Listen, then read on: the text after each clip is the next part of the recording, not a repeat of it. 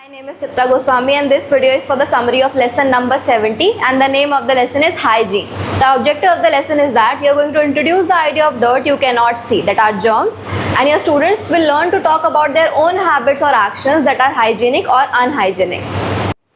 So for starting the class, you are going to do a Hum Saath Saath Hai attendance update as done in previous lessons, and after that you are going to proceed the class with a 20-minute Duolingo activity. You will ask one student in the pair to be the observer and note down all the errors that his partner is making while practicing on Duolingo. For the first step of hygiene, you are going to write the word hygiene on the board and you will ask students to write or draw what it means in part A1 of their SRB. You will share what the students will learn in the lesson and you will ask why it is important, especially if their goal is to be a successful professional.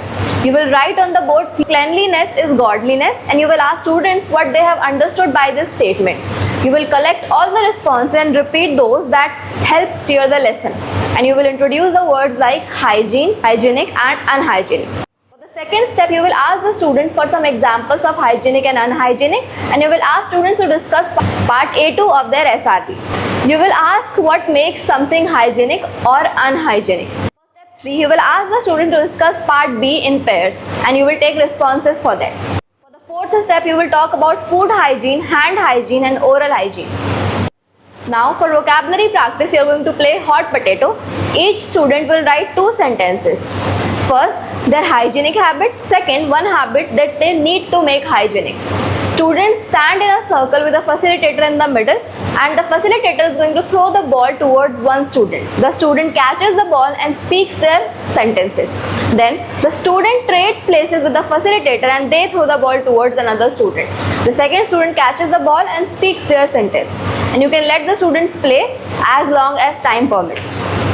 Next is a very fun energizer, and for this, participants sort themselves into pairs and each pair decides which one of them will be the mirror. So, one person then copies or mirrors the action of their partner, trying to synchronize with them exactly, and after some time ask the pair to swap roles so that the other person can be the mirror.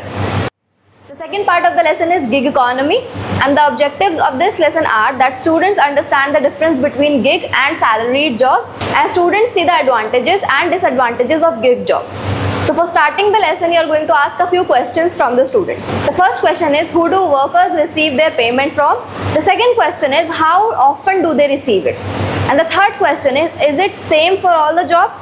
You are going to accept all the answer and going to explain that many workers receive monthly or weekly salary from their boss or employer, while others receive money for each hour they work or for a specific job that they do. Now you are going to ask whether anyone has heard of the word gig economy and then you are going to show them the AV of the lesson.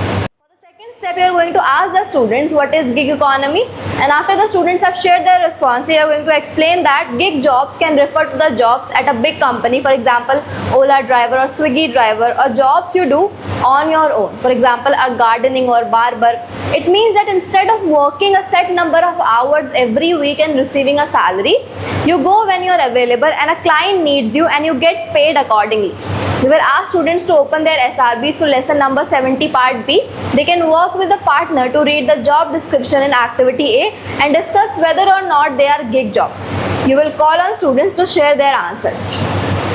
For the third step, with the same partner, you are going to ask the students to discuss some pros and cons of working a gig economy job.